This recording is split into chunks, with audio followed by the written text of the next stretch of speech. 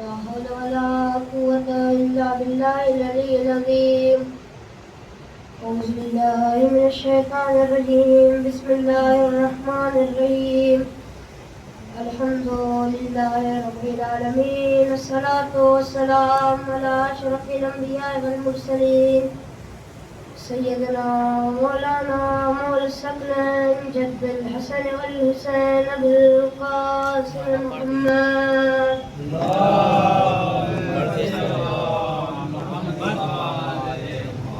وعلى آل بيته الطيبين الطاهرين المعصومين المظلومين ولعنة الله على أعدائهم أجمعين. أما بعد فقد قال الله تعالى في القرآن الكريم وهو أصدق الصادقين وقوله الحق. بسم الله الرحمن الرحيم. إنا جعلناه قرآنا عربيا لعلكم تعقلون. صلوات اللهم صل على عزیزان محترم، برادران ایمان، میں نے آپ کے سامنے جس آیہ کریمہ کی تلاوت کا شرف حاصل کیا ہے اس میں خالق رب العزت ارشاد فرما رہا ہے اِنَّا جَعَلْنَاهُ قُرْآنًا عَرَبِيًّا لَعَلَّكُمْ تَعْقِلُونَ کہ بے شک ہم نے قرآن کو عربی زبان میں نازل کیا تاکہ تم لوگ سمجھ سکیں. عزیزان محترم، یہ قرآن کا اعجاز ہے، یہ قرآن کا معجزہ ہے کہ قرآن کی آیت ظاہری اعتبار سے تو قرآن کی آیت بہت چھوٹی نظر آتی ہے، لیکن اپنے اندر معنی اور مفاہیم کے دریا کو سمیٹے ہوئے ہے. یہ قرآن کا اعجاز ہے، یہ قرآن کا معجزہ ہے کہ یہ وہ کتاب جو واضح کتاب، روشن کتاب، بین کتاب، دلیل کتاب، یہ وہ کتاب ہے جو اگر صدق نیت سے کسی مریض کو دم کرے تو مریض شفا یاب ہو جائے. یہ وہ کتاب ہے جو خود قرآن کہہ رہا ہے الف لام میم ذالک الکتاب لا ریب فیہ.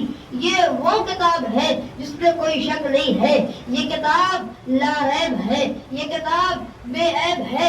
یہ وہ کتاب ہے جس کو بھیجنے والا خدا ہے، لانے والے جبریل ہے، بتانے والے محمد ہے اور بچانے والے آل محمد ہے. سبحان اللہ. توجہ فرمائیں، یہ وہ کتاب ہے جس کو بھیجنے والا خدا ہے، لانے والے جبریل ہے اور بتانے والے محمد ہے اور بچانے والے آل محمد ہے. صلوات پڑھیں محمد و آل محمد.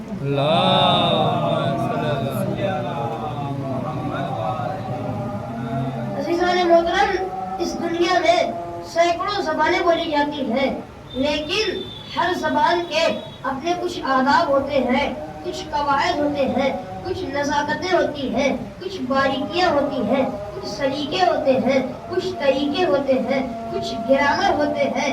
اسی طرح عربی زبان بھی ایک اہم، قدیم، مسلسل، مضبوط، قائم و دائم زبان ہے. عربی زبان بڑی اہم زبان ہے.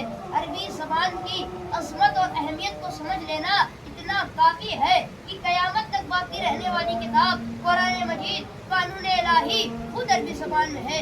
اس کا مطلب یہ ہوا کہ عربی زبان اللہ کی زبان ہے، عربی زبان رسول اللہ کی زبان ہے، عربی زبان آل رسول کی زبان ہے، اور اس زبان کی گہرائی وسعت لامحدود ہے.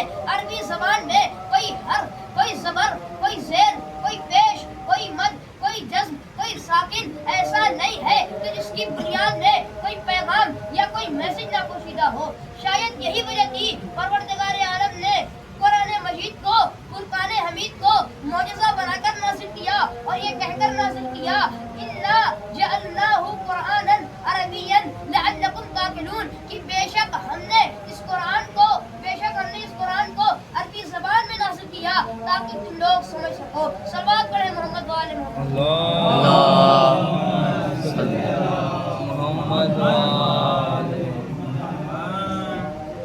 محترم، آپ اس سے بہتر جانتے ہیں کہ اللہ نے حضرت موسیٰ پر توریت جیسی کتاب نازل فرمائی لیکن معجزہ نہیں بتایا، نہیں حفاظت کا وعدہ کیا.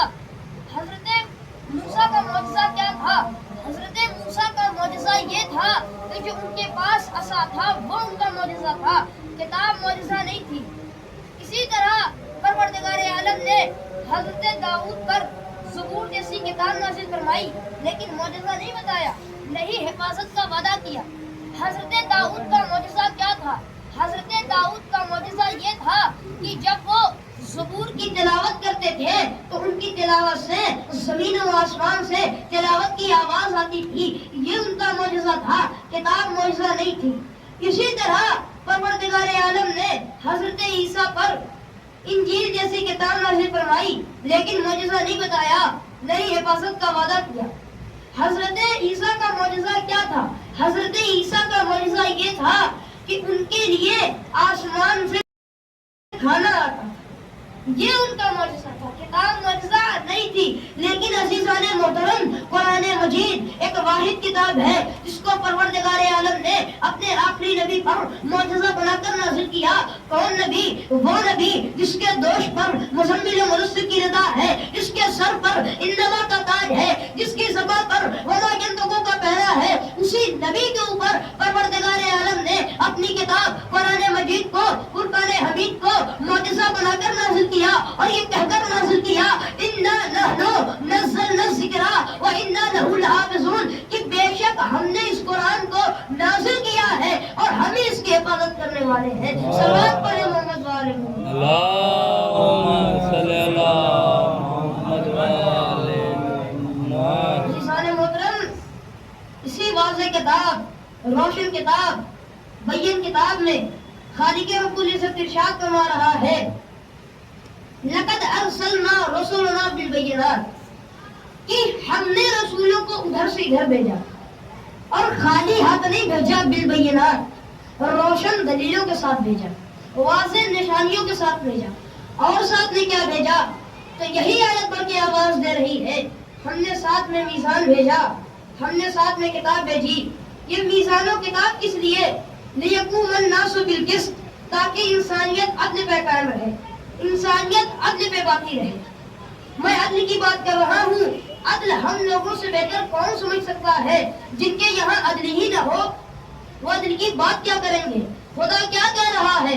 ہم نے رسولوں کو ادھر سے ادھر بھیجا، ساتھ میں بین دلیل بھیجی اور روشن نشانیوں کو بھیجا، اور کیا بھیجا؟ کتاب بھیجی، اور کیا بھیجا؟ میزان بھیجا۔ یہ تمام چیزیں کس لیے؟ لیقوم الناس بالقسط، تاکہ انسانیت عدل پہ قائم رہے، انسانیت عدل پہ باقی رہے، انسانیت عدل پہ باقی رہے۔ لیکن قرآن اس کے آگے کہہ رہا ہے وَأَنزَلْنَا الْحَدِيدَ فِيهِ بَأْسٌ شَدِيدٌ، اللہ نے غرض لیا کہ ہم نے آسمان سے لوہا نازل کیا۔ پروردگارا، یہ تو کتابوں کی بات کر رہا تھا، عدل و انصاف کی بات کر رہا تھا، کتاب و میزان کی بات کر رہا تھا، یہاں پر اچانک سے یہ لوہے کا ذکر کہاں سے، یہ لوہے کا تذکرہ کہاں سے؟ تو مفسرین نے لکھا، مفکرین نے لکھا، علماء نے لکھا، جو اللہ کی کتاب کو نہ مانے، اس کے عدل و انصاف کو نہ مانے، اس کے نبیوں کو نہ مانے، اس کے لیے علی کی ذوالفقار کام آئے گی۔ صلوات پڑھیں محمد وآل محمد پر۔ اللہم صلی اللہ محمد وآل محمد۔ عزیزان محترم، یہ قرآن کا اعجاز ہے، یہ قرآن کا معجزہ ہے کہ قرآن سے پہلے بھی اور کتابیں نازل ہوئی، لیکن جب تک وہ نبی باقی رہا تب تک وہ کتاب باقی رہی، جب تک وہ توریت، زبور، انجیل، اس کے علاوہ دوسرے صحیفے تب تک باقی رہے جب تک وہ نبی باقی رہا۔ تو میں جملہ عرض کرنا چاہوں گا، یہ قرآن کیوں باقی ہے؟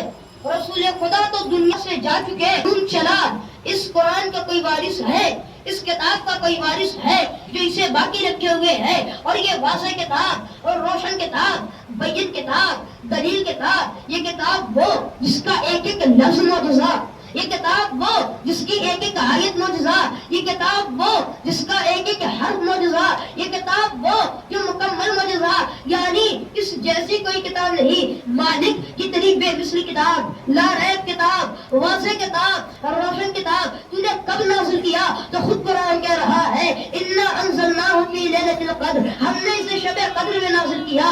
شب قدر کیا ہے؟ 1000 مہینوں سے افضل جس شب میں نازل ہو وہ شب بے مثل ہو جائے۔ لانے والے کون؟ لانے والے جناب جبریل، جو تمام فرشتوں کے سردار، ان جیسا کوئی نہیں، یعنی جو فرشتہ لائے وہ فرشتہ بے مثل، جو کتاب ہو وہ شب مثل تو جس کے سینے پہ نازل ہو وہ تمہارے مثل کیسے ہو سکتا ہے؟ صلوات پڑھے محمد وآل محمد۔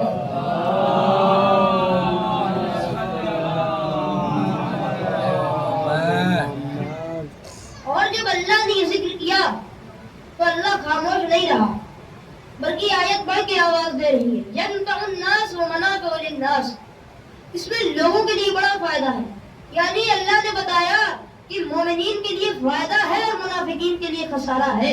خدا کیا کہہ رہا ہے؟ ہم نے رسولوں کو ادھر سے ادھر بھیجا، ہم نے رسولوں کو ادھر سے ادھر بھیجا اور خالی ہاتھ نہیں بھیجا، بالبینات روشن دلیلوں کے ساتھ بھیجا، واضح نشانیوں کے ساتھ بھیجا۔ مالک تو نے ہی یقیناً رسولوں کو بھیجا، لیکن تو الگ الگ مقامات پر ٹھہر کر یہ کیوں کہہ رہا ہے لقد خلقنا الانسان فی احسن تقویم، ہم نے انسانوں کو بہترین خلق کیا، ہم نے زمین و آسمان کو بنایا، ہم نے نبیوں کو بھیجا، ہم نے کتاب بھیجی، ہم نے میزان بھیجا، ہم نے تمام چیزوں کو خلق کیا۔ مالک پوری دنیا جانتی ہے تو نے ہی اس کائنات کو خلق کیا۔ ان فی خلق السماوات والارض واختلاف اللیل والنہار وفلک التي تجری بالبحر بما ينفع الناس وما انزل الله من السماء من ماء فأحيا به الارض بعد موتها وبث فيها من كل دابة وتصريف الرياح والسحاب المسخر بين السماء والارض۔ مالک تو نے ہی رات کو پیدا کیا، تو نے ہی دن کو پیدا کیا، تو نے ہی زمین کو پیدا کیا، تو نے ہی آسمان کو پیدا کیا، تو نے ہی آسمان سے برستے ہوئے پاک پانی کو نازل کیا، تو نے ہی سمندر کے سینے کو چاک کر کے چلتی ہوئی کشتیوں کو چلایا۔ لیکن تو کیوں کہہ رہا ہے ہم نے کیا، ہم نے بنایا، ہم نے نازل کیا؟ یہ ہم کا راز کیا ہے؟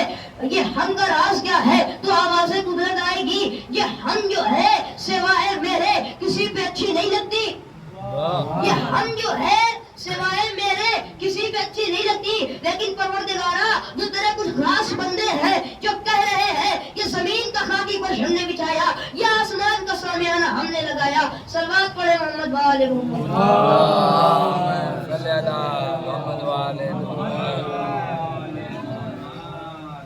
قرآن یہاں تک ہادیوں کی، دین کی اور کتاب کی باتیں کرتا رہا، لیکن قرآن اس کے آگے کہہ رہا ہے وَلِيَعْلَمَ اللَّهُ مَن يَنصُرُهُ وَرَسُولُهُ بِالْغَيْبِ، یہ معلوم چل جائے، یہ پتہ چل جائے کہ وہ کون ہے جو غیب میں رہ کر اللہ اور اس کے رسولوں کی مدد کر رہا ہے۔ قرآن کیا کہہ رہا ہے؟ وَلِيَعْلَمَ اللَّهُ مَن يَنصُرُهُ، نصر سے ہے مددگار، یعلم اللہ جان جاؤ، یا جملہ بدل کر کہوں کہ وہ کون ہے جو غیب میں رہ کر پردے میں رہ کر اللہ اور اس کے رسولوں کی مدد کر رہا ہے۔ کم سے کم ہم 5 وقت کی نماز میں یہ سورہ تو ضرور پڑھتے ہیں، بسم اللہ الرحمن الرحیم الحمدللہ رب العالمین۔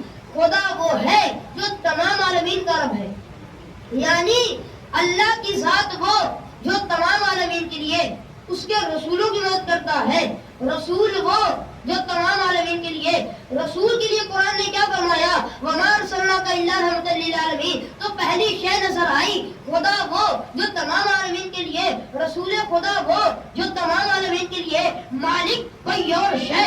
تو خود سورہ فرقان میں ارشاد ہوا نَزَّلَ الْفُرْقَانَ عَلَىٰ عَبْدِهِ لِيَكُونَ لِلْعَالَمِينَ نَذِيرًا، کہ ہم نے فرقان کو تمام عالمین کے لیے نذیر بنا کر بھیجا۔ تو پہلی شے نظر آئی خدا وہ جو تمام عالمین کے لیے، رسول وہ جو تمام عالمین کے لیے، کتاب خدا وہ جو تمام عالمین کے لیے، مالک کوئی اور شے۔ تو خود سورہ بقرہ میں ارشاد ہوا خود سورہ بقرہ میں ارشاد ہوا کہ جب ہم نے کعبے کو قبلہ بنایا تو عالمین کے لیے ہدایت بنایا، تو 4 چیزیں نظر آئی جو تمام عالمین کے لیے ہیں، تمام عالمین کے لیے ہوں، ایک خدا، ایک کتاب الہی، ایک بیت اللہ، ایک خود رسول کی اپنی ذات۔ قرآن کیا کہہ رہا ہے وَلِيَعْلَمَ اللَّهُ مَن يَنصُرُهُ وَرَسُولُهُ بِالْغَيْبِ، کہ وہ کون ہے جو غیب میں رہ کر پردے میں رہ کر اللہ اور اس کے رسولوں کو مدد کر رہا ہے۔ تو آواز قدرت آئے گی، آواز قدرت آئے گی جس کا رشتہ ایک وقت میں ان 4 چیزوں سے ہو،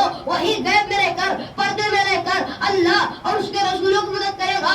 تو مجھے سوائے علی ابن ابی طالب کے کوئی دوسرا نظر نہیں آیا جس کا رشتہ ایک وقت میں ان 4 چیزوں سے ہو۔ دلیل کیا ہے؟ پیدا ہوا تو نفس اللہ بن کر، تو اللہ سے رشتہ، پیدا ہوا خانہ خدا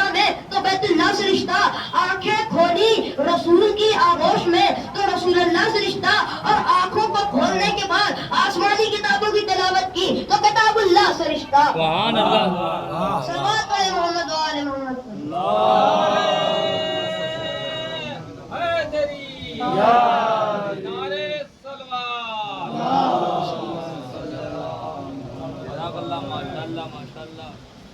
جیسے ہی مولا علی خانہ خدا میں آئے تو رسول خدا وہاں پہنچے اور پہنچنے کے بعد مولا علی کو اپنی آغوش میں لیا.